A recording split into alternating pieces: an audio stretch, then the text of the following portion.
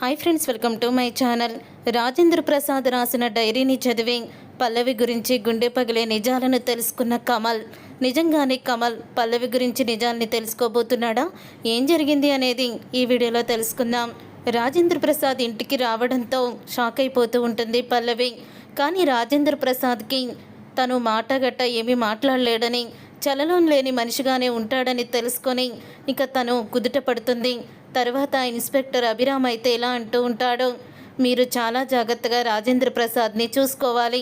ఎందుకంటే ఆయనది సూసైడ్ కాదు, ఎవరో మర్డర్ అటెంప్ట్ చేశారు, వాళ్ళెవరో కనిపెడతాను. అప్పటి వరకు కూడా ఆయన మీద ఎటువంటి దాడులు జరగకుండా మీరే చూసుకోవాలి అని అంటూ ఉంటే, నా కొడుకు మీద ఎవరు దాడి చేస్తారు, ఇంట్లో వాళ్ళే దాడి చేస్తారు అని అంటూ ఉంటుంది భానుమతి. అప్పుడే ఇక అక్షయ్ అయితే, నువ్వు ఎవరిని ఉద్దేశించి అంటున్నావో నాకు తెలుసు నానమ్మ, కానీ నా భార్య అవనియే నాన్నని దగ్గరుండి చూసుకుంటుంది. ఇక ఎవ్వరూ కూడా నాన్నని చూసుకోవాల్సిన అవసరం లేదు. ఇది నా మాట, ఎవరన్నా కాదంటే మాత్రం వాళ్ళ ఇంట్లో నుంచి బయటికి వెళ్ళిపోవచ్చు అని అక్షయ్ అయితే ఇక ఊహించని నిర్ణయం తీసుకుంటాడు. అప్పుడే రాజేంద్ర ప్రసాద్కి అన్నీ అర్థమవుతాయి, కానీ ఏమీ కూడా మాట్లాడలేడు. తర్వాత ఇక రాజేంద్ర ప్రసాద్ని గదిలోకి తీసుకువెళ్తుంది అవని. ఇక పార్వతి అయితే, నేను ఇక్కడ ఉంటాను, నువ్వు వెళ్ళి భోజనం చేయవని అని అంటూ ఉంటుంది పార్వతి. సరే అత్తయ్య అని ఇక భోజనానికైతే వెళ్తుంది అవని. అలా వెళ్ళిన తర్వాత అప్పుడే ఇక పార్వతి బయటికి మంచినీళ్ళు తాగడానికైతే వస్తుంది. అప్పుడే ఇక పల్లవి అయితే రాజేంద్ర ప్రసాద్ దగ్గరికి వెళ్ళి, బతికి బట్ట కడతావని అస్సలు అనుకోలేదు మావయ్య, పైనుంచి తోసేసిన కింద పడిపోయి తల చితికిపోయి బ్లడ్ వచ్చినా సరే గట్టి పిండానివే బ్రతికి బయటపడ్డావు. పోనీలే బ్రతికావు, కానీ నీలో చలనం లేదు, చూస్తూ ఉండు, నీ కుటుంబాన్ని నేను ఎలా నాశనం చేస్తాను అని అంటూ ఉంటే ఇక ఆ మాట విని ఒక్కసారే షాక్ అయిపోతూ ఉంటాడు రాజేంద్ర ప్రసాద్. తనైతే ఇక కళ్ళెర్ర చేస్తూ ఉంటాడు. నువ్వు కళ్ళెర్ర చేయడం తప్ప ఏమీ చేయలేవని నాకు తెలుసులే అని అంటూ ఉంటుంది పల్లవి. అప్పుడే అవని గదిలోకి వచ్చేసరికి పల్లవి ఉండడం చూసి, ఎందుకు వచ్చావు నువ్వు ఇక్కడికి అని అడుగుతూ ఉంటుంది. ఏంటి మావయ్య గారిని నేను చూసుకోకూడదా అని అంటూ ఉంటే, గుంట నక్క లాంటి దానివి, నువ్వేంటి మావయ్య గారిని చూసుకునేది, పో బయటికి అని అంటూ ఉంటుంది అవని.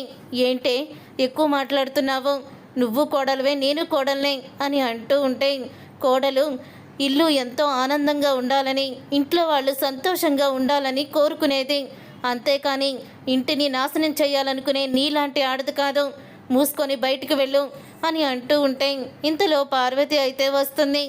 ఏం జరుగుతుంది ఇక్కడ అని అంటూ ఉంటే, చూడండి అత్తయ్య, అసలు ఈ అవని ఎలా మాట్లాడుతుందో, తనే మావయ్య గారి దగ్గర ఉంటుందంట, ఎవ్వరు కూడా రావడానికి వీల్లేదంట, ఎలా చెప్తుందో అని అంటూ ఉంటే, నేను ముందే చెప్పాను కదా, మరి నువ్వెందుకు వచ్చావు అని అడుగుతూ ఉంటాడు అక్షయ్.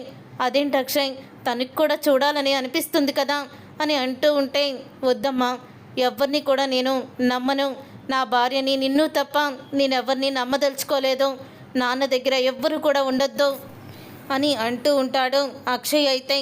అప్పుడే ఇక కమలి కూడా వచ్చి, అన్నయ్య చెప్పింది వినిపించలేదా, రా బయటికి అని అంటూ ఉంటాడు కమల్. ఏంటి బావా, నువ్వు కూడా నన్ను ఇంతలా అవమానిస్తూ ఉంటే అలా చూస్తూ ఉండి ఇంకా నన్నే బయటికి రమ్మంటావేంటి అని అంటూ ఉంటుంది పల్లవి. ముందు మూసుకొని నువ్వు బయటికి రా అని అంటూ బయటికైతే తీసుకువెళ్ళిపోతాడు పల్లవిని. అప్పుడే ఇక పల్లవి అయితే, ఏంటి వీళ్ళందరూ ఇలా విచిత్రంగా ప్రవర్తిస్తున్నారు, నేనే మావయ్యని చంపాలనుకున్న విషయాన్ని అక్షయ్ బావ గారు అవని కనిపెట్టేశారా అని అనుకుంటూ ఉంటుంది పల్లవి. తరువాత ఇక ఆరాధ్య అయితే, బాబాయ్ బాబాయ్, పైన నాకు సంబంధించి ఒక పెయింటింగ్ పుస్తకం ఉంది బాబాయ్, అదే తాతయ్య వాళ్ళ గదిలో, అది నాకు అందడం లేదు, స్టూల్ వేసుకున్నా అందడం లేదు బాబాయ్, ఒక్కసారి నాకు ఆ బుక్ తీసివ్వా అని అంటూ ఉంటే, సరే తీసిస్తాను పదా అని అంటూ ఉంటాడు కమల్. ఎక్కడుంది ఆరాధ్య అని అడుగుతూ ఉంటాడు కమల్ అయితే. అదిగో బాబాయ్, అదిగో ఆ పుస్తకాలు ఉన్నాయి చూడు, అక్కడే ఉంది, సరిగ్గా చూడు అని అంటూ ఉంటుంది. అప్పుడే బుక్స్ అన్నీ కూడా కిందకి తీస్తాడు. అలా బుక్స్ అన్నీ కిందకి తీసిన తర్వాత ఆరాధ్యకి కావాల్సిన బుక్ అయితే దొరికేస్తుంది. ఇక ఆరాధ్య బుక్ తీసుకొని బయటికి వెళ్ళిపోయాక పైన పెడదామని ఇక బుక్స్ అన్నీ పైకి లేపేసరికి అవి చేయి జారి కింద పడతాయి. అప్పుడే అయ్యో బుక్స్ అన్నీ కింద పడిపోయాయి అని చూస్తూ ఉంటాడు. ఇంతలో రాజేంద్ర ప్రసాద్ డైరీ అయితే కనిపిస్తుంది. రాజేంద్ర ప్రసాద్ డైరీ చూసి ఇది నాన్న డైరీ లాగుంది అని అనుకుంటూ ఉంటాడు. అసలు నాన్న డైరీలో ఎవరి గురించైనా రాసుకున్నాడా అంటే తన శత్రువులు ఎవరైనా దేని గురించైనా రాసుకునే ఉంటారు అని అనుకుంటూ ఇక వెంటనే రాజేంద్ర ప్రసాద్ డైరీని ఓపెన్ చేస్తాడు. కమల్ ఓపెన్ చేసి ఇక చూస్తూ ఉంటాడు. అలా చూడంగానే అప్పుడే ఇక పల్లవి గురించి రాజేంద్ర ప్రసాద్ అయితే రీసెంట్గా జరిగిందంతా కూడా రాస్తాడు. ఈరోజు పల్లవి అసలు నిజస్వరూపం తెలుసుకున్నాను. నా ఇంటి కోడలుగా వచ్చి నా కుటుంబాన్నే నాశనం చేయాలని చూస్తుంది, అవనిని చంపేయాలని చూస్తుంది అని అంటూ రాజేంద్ర ప్రసాద్ రాసుకున్న ఆ విషయాన్ని చదువుతాడు. ఆ తరువాత మరో పేజీ తిప్పంగానే ఈరోజు పల్లవి గురించి నిజం తెలుసుకున్న తర్వాత ఈ విషయాన్ని నేను అవనితో చెప్పాను. అవని పల్లవి గురించి ఇంకా గుండె పగిలే నిజాలను చెప్పింది. ఇంట్లో జరుగుతున్న ప్రతి గొడవకి వచ్చిన ప్రతి సమస్యకి కారణం పల్లవియేనని, ఆ రోజు అత్తయ్య గారిని మెట్ల మీద నుంచి తోసేసి చంపించాలని చూసింది, ఇక మొత్తం కూడా పల్లవియే చేసిందని ఇక డైరీలో అయితే రాస్తాడు. అందరికీ కూడా పల్లవి నిజస్వరూపం చక్రధర్ అవని కన్న తండ్రి అని నిజాన్ని నేను చెప్పబోతున్నాను. అందుకే ఫామ్ హౌస్లో నేను పార్టీ పెట్టబోతున్నాను. ఫామ్ హౌస్లో పార్టీ పెట్టి నాకు సగం ఆస్తిని అవని పేరు మీద, మిగతా శాతం ఆస్తిని నా కొడుకు కమల్, అలాగే నా కోడలు శ్రేయ, అదేవిధంగా నా కూతురు ప్రణతి పేరు మీద నేను రాయించాను అని అన్ని వివరాలు కూడా ఉంటాయి. కానీ పల్లవి మాత్రం గుంట నక్క లాంటిది. కమలు పల్లవిని పెళ్లి చేసుకొని వాడి జీవితాన్ని నాశనం చేసుకున్నాడు. పల్లవి నా కుటుంబాన్ని నాశనం చేయడానికి వచ్చింది తప్ప తను మాత్రం ఎప్పుడూ కూడా మా క్షేమాన్ని కోరుకోలేదు. ఇంకా అవని ఎన్నో బాధల్ని భరిస్తూ అవమానాల్ని సహిస్తూ తన తండ్రి గురించి తన తల్లిని అవమానిస్తూ ఉన్న పల్లవికి సొంత అక్కే తన అవని అని తెలిసినా కూడా తన తల్లి గురించి నీచంగా మాట్లాడుతున్న అవని ఏం చెయ్యలేని పరిస్థితిలో ఉంది. దిక్కుతోచని వాళ్ళకి నేను అండగా నిలబడిపోతున్నాను, ఈ విషయాన్ని అందరి ముందు చెప్పబోతున్నాను అని డైరీలో అయితే రాసుకుంటాడు.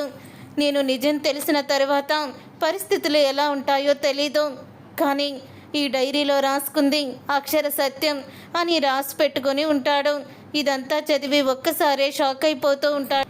కమల్ అయితే ఇలా జరుగుతుందని నేను ముందు నుంచే ఊహించాను. పల్లవి ఇంత డేంజర్ మనిషా, ఇన్ని రోజులు పల్లవి ఏదో చిన్న తప్పులు చేస్తుందని అనుకున్నాను, కానీ పల్లవి ఇంతకి తెగిస్తుందని అనుకోలేదు. అసలు ఇలాంటి దాన్ని నేను భార్యగా ఎందుకు ఒప్పుకొని నా కుటుంబానికి నేనే అన్యాయం చేశాను అని కోపంతో రగిలిపోతూ ఉంటాడు కమల్ అయితే.